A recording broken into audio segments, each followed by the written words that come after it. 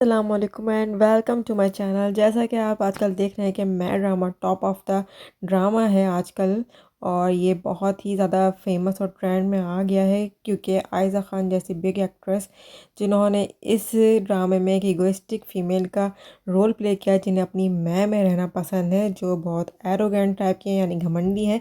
और साथ ही वहाज अली हैं जिन्होंने एक बिजनेसमैन के बेटे का रोल प्ले किया, और साथ में एक लवर भी हैं वो। और ये स्टोरी इनकी इतनी अच्छी चली है कि ड्रामे की जस्ट 7 एपिसोड्स ही आई कि ड्रामा ट्रेंड में आके बहुत ज़्यादा फेमस हो गया है। क्योंकि ड्रामे में आपने देखा कि जैद जो है वो हाई स्टेटस हाई क्लास का बिजनेसमैन एक लड़का है, जिसे एक मिडिल क्लास की लड़की से प्यार हो जाता है।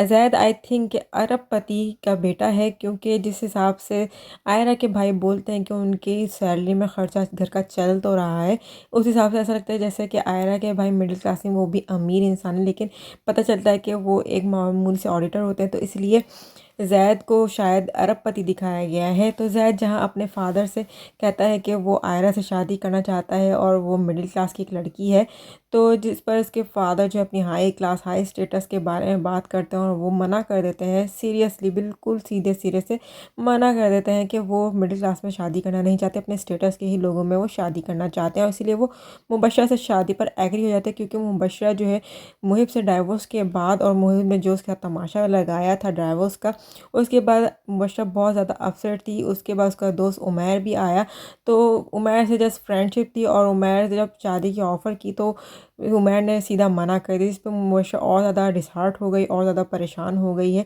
और इसके फादर जाफ़र साहब भी बहुत ज़्यादा परेशान हो गए, इसलिए वो ये ऑफ़र आसिफ साहब यानी कि अपने बिज़नेस पार्टनर प्लस फ्रेंड को कर देते हैं कि जहाँ कशमाला और रेहान की शादी हो रही है, कशमाला रेहान को पसंद करती है जो कि मुबशरा का छोटा भाई है, और वो उसकी शादी करने जा रहे हैं। और रेहान को जो है वो जाफ़र साहब ने एग्री कर लिया कशमाला से शादी के लिए। वहीं जाफ़र साहब भी चाहते हैं कि ज़ैद और मुबशरा की भी शादी कर दी जाए, शायद मुबशरा इस बात को सुनकर खुश हो जाए, सुकून में आ जाए।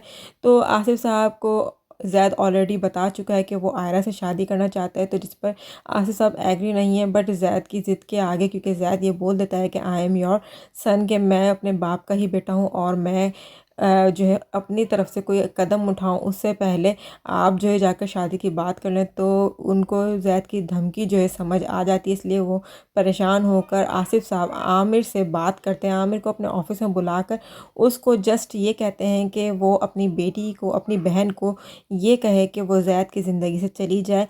यानी वही पुरानी फिल्मों की एक स्टोरी दिखाई गई है, जहाँ करोड़पति बाप होता था, वो मिडिल क्लास लोगों से नफ़रत करता था, और वो नहीं चाहता था उसका बेटा या बेटी मिडिल क्लास में शादी करें। यहाँ मैं टॉन्ट नहीं कर रही हूँ, क्रिटिसाइज़ नहीं कर रही हूँ, मैं जस्ट बता रही हूँ कि एक पुरानी स्टोरी को उन्होंने कितनी खूबसूरती से आगे लेके चले हैं। क्योंकि मुझे बिल्कुल ही एक्सपेक्टेशन नहीं थी आसिफ साहब से कि वो अपने क्लास का, हाई क्लास का, अपने बिजनेसमैन होने का इतना बड़ा घमंड दिखाएंगे। तो जिस तरह से उन्होंने आमिर को यानी कि आयरा के भाई को ऑफ़र की है कि जैद की ज़िंदगी से निकालने के लिए उन्हें हेल्प करनी होगी, कि आयरा जैद की ज़िंदगी से हमेशा के लिए निकल जाए। यहाँ मुझे आसिफ साहब की बात तो समझ में आ गई कि वो आयरा और जैद को अलग करने पर तुले हुए हैं, और आमिर भी यही करेगा यानी कि आयरा का भाई, कि वो जैद से उल्टी पुल्टी बातें करेगा, मीन्स कि तुम हाई स्टेटस के हो, हम मिडिल क्लास के लोग हैं। हालांकि आमिर तो चाहता है कि जहाँ उसकी बहन चाहती है, आयरा जहाँ चाहती है वहीं शादी हो जाए, लेकिन सिर्फ आसिफ साहब की वजह से उसको मजबूरन ये सब करना पड़ेगा, और इस तरह से जैद और आयरा को अलग कर देंगे, क्योंकि जैद की शादी होनी है मुबशरा से, और इस तरह से आसानी के साथ जैद और मुबशरा की शादी हो जाएगी। आसिफ साहब जैद को समझाएंगे और जैद जो है वो मुबशरा से शादी कर लेगा। एक बात काबिल गौर है कि जब आयरा और जैद को ये बात पता चलेगी कि आसिफ साहब के कहने पर आमिर ने सब कुछ ड्रामा रचाया था और आयरा और जैद को अलग किया, तो उस वक्त क्या होगा। क्योंकि आयरा तो हीरोइन नहीं है ड्रामे की, वो तो सपोर्टिंग एक्ट्रेस है, मुबशरा ही मेन हीरोइन है, और आगे चल के यही दिखाएंगे कि जैद और मुबशरा को एक दूसरे से मोहब्बत हो जाएगी। इतनी आसानी से तो नहीं होगी। जैद जो है पहले मुबशरा के साथ अजीब बिहेव रखेगा, फिर बाद में ही उसको मोहब्बत होगी। लेकिन ये बात समझ नहीं आ रही कि अगर ये सीक्रेट रिवील भी हो गया जैद के फादर का, तो क्या आगे आयरा दोबारा जैद की ज़िंदगी में आ जाएगी। क्योंकि आयरा तो जस्ट सपोर्टिंग रोल में है। ये भी हो सकता है आयरा अपनी भाभी के कहने पे कहीं और शादी कर ले, या फिर ये भी हो सकता है नेक्स्ट के आयरा की डेथ हो जाए, क्योंकि यही पॉसिबिलिटी है कि जिससे जैद जो है वो फिर मुबशरा के ज़्यादा क्लोज हो सकता है। नेक्स्ट ये कि आसिफ साहब का राज तो ज़रूर डिस्क्लोज़ होगा, क्योंकि ये बात जो थी वो गलत बात करी उन्होंने, कि जिस तरह से आमिर को ऑफ़र किया, आमिर को फोर्स कर रहे हैं वो, और कि आयरा को ज़्यादा ज़िंदगी से निकाल दो। नेक्स्ट रेहान का सीन है कि रेहान जो है कशमाला को खुश रख पाएगा।